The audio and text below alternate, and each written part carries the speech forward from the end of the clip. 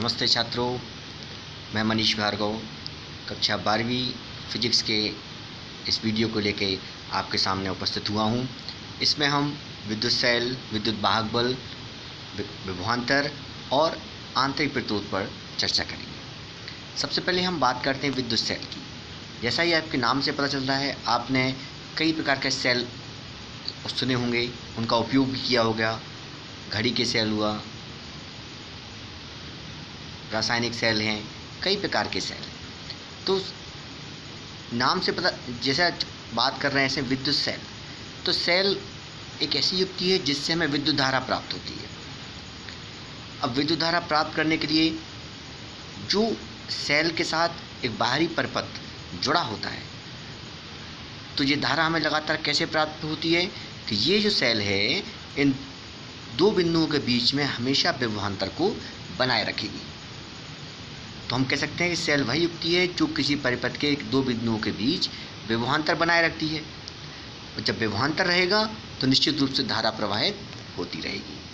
तो धारा के प्रवाह को बनाए रखना ही विद्युत सेल का कार्य है। विद्युत सेल में जो विद्युत ऊर्जा मिलती है वो ऊर्जा कहाँ से प्राप्त होती है? रासायनिक ऊर्जा। कि सेल में जो रासायनिक पदार्थ होते हैं, तो रासायनिक ऊर्जा ही वास्तव में विद्युत ऊर्जा में परिवर्तित होती है। तो हम एक और परिभाषा दे सकते हैं कि वह युक्ति है विद्युत सेल जो रासायनिक ऊर्जा को विद्युत ऊर्जा में बदलती है। यहाँ पर ये बात ध्यान देने की ज़रूरत है कि सेल हमें आवेश या इलेक्ट्रॉन नहीं देते हैं, बल्कि ये ऊर्जा देते हैं। आगे हम देखते हैं इसमें कि सेल जो होता है, इसमें धातुओं की दो छड़ें होती हैं जिन्हें हम इलेक्ट्रोड अथवा प्लेट भी कहते हैं। और ये दोनों प्लेटें एक द्रव में डूबी होती हैं जिसे हम विद्युत अपघट्य कहते हैं। अब सेल से जुड़ी एक शब्दावली है सेल का विद्युत वाहक बल, जिसे हम इलेक्ट्रोमोटिव फोर्स कहते हैं।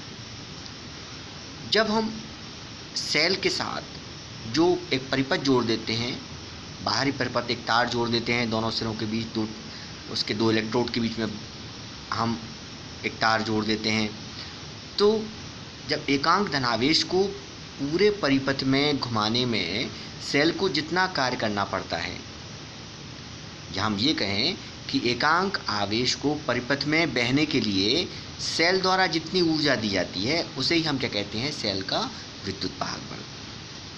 तो सीधा तात्पर्य ये है कि एकांक धनावेश को परिपथ में घुमाने में जो सेल द्वारा कार्य किया जाता है वही विद्युत वाहक बल होता है। इसे हम कैपिटल ई से व्यक्त करते हैं। यदि हम मान लें कि Q आवेश को पूरे परिपथ में घुमाने में W कार्य करना पड़े, तो विद्युत वाहक बल E बराबर होता है W/Q। यदि हम मात्रक देखें तो W का मात्रक जूल, Q का मात्रक कूलाम, तो E का मात्रक हो जाएगा जूल प्रति कूलाम या वोल्ट। हम यदि 1 वोल्ट को परिभाषित करना चाहें तो हम कह सकते हैं कि एक कूलाम आवेश को परिपथ में घुमाने में सेल द्वारा यदि 1 जूल कार्य किया जाता है तो सेल का विद्युत वाहक बल 1 वोल्ट होता है। अलग अलग सेल होते हैं और सबके लिए विद्युत वाहक बल भी अलग होता है, जो एक नियत राशि होती है। जैसे वोल्टी सेल है, इसका 1.08 वोल्ट, डेनियल सेल 1.08 वोल्ट, लेक्रांसी या शुष्क सेल हैं, इनके लिए विद्युत वाहक बल 1.5 वोल्ट होता है। ये अलग अलग सेल के प्रकार हैं। अब हम इसी सेल संबंधित एक और शब्दावली देखते हैं, टर्मिनल विभवांतर। सेल में 2 टर्मिनल होते हैं, 2 इलेक्ट्रोड होते हैं।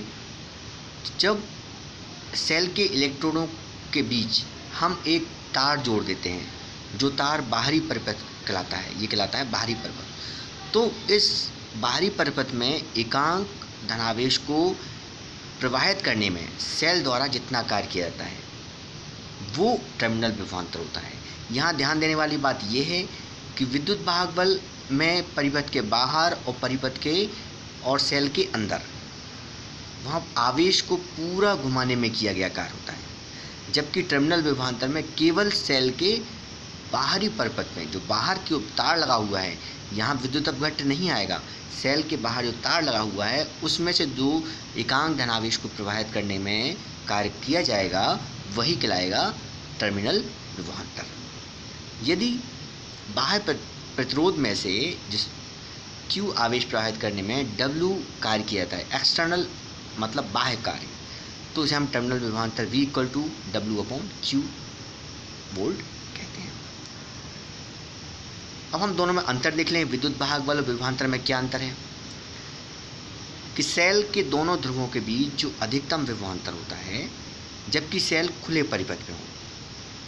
क्या खुला परिपथ से मतलब क्या है कि सेल से कोई धारा नहीं ली जा रही है, तो इस स्थिति में जो अधिकतम विभवांतर होगा वही विद्युत वाहक बल होगा।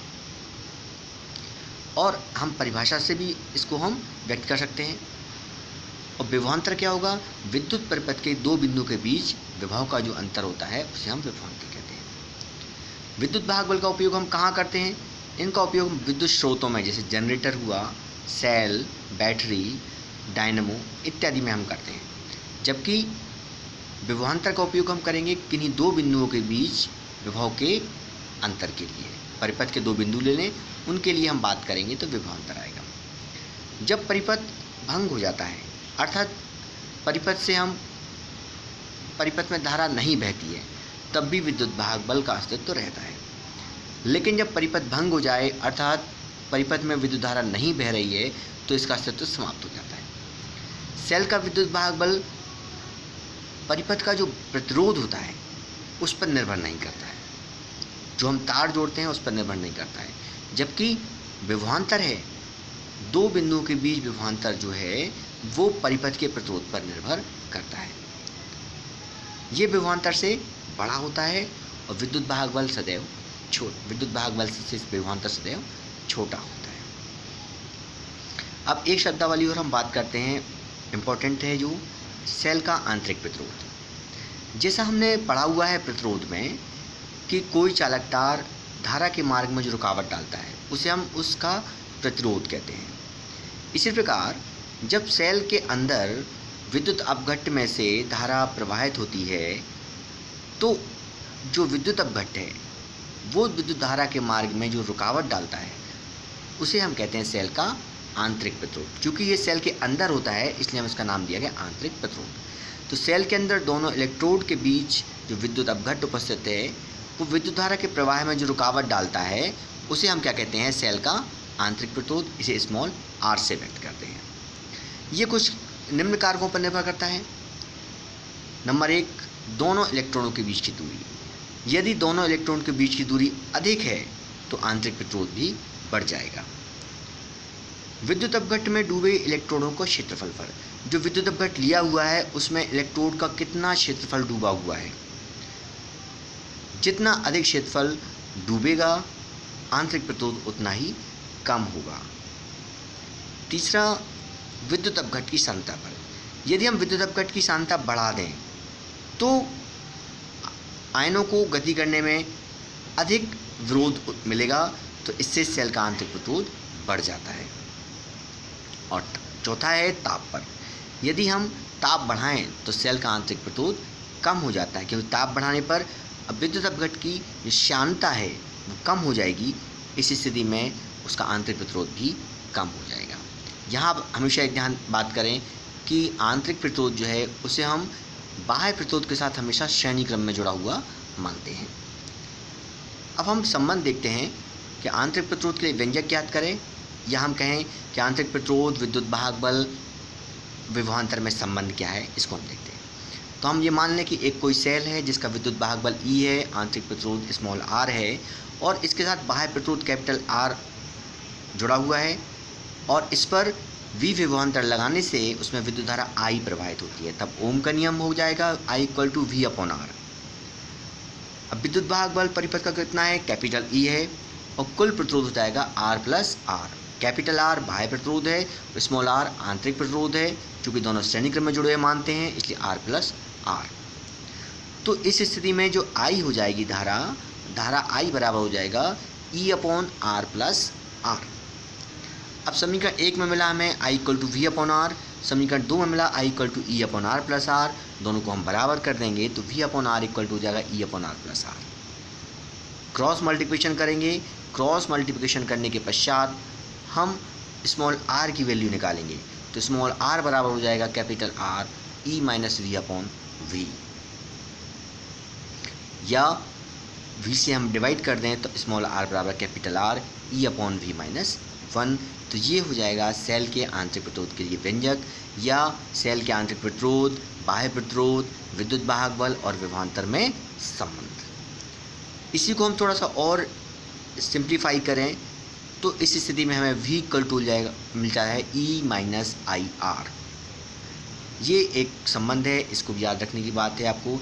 V इक्वल टू E-IR या E इक्वल टू V+IR। इसको हम समीकरण नंबर 3 से ज्ञात कर सकते हैं और इसको हम व्यवस्थित करेंगे तो हमें इतना मिल जाएगा।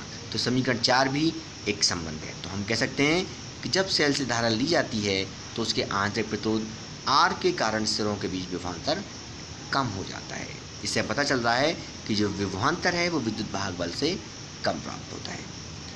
तो आशा है आपको ये वीडियो अवश्य पसंद आया होगा। इस वीडियो में जो महत्वपूर्ण बातें हमने बात की है वो आपका विद्युत वाहक बल क्या है, विद्युत वाहक बल विभवांतर में क्या अंतर है और आंतरिक प्रतिरोध के लिए व्यंजक। अगली वीडियो में हम फिर मिलेंगे, तब तक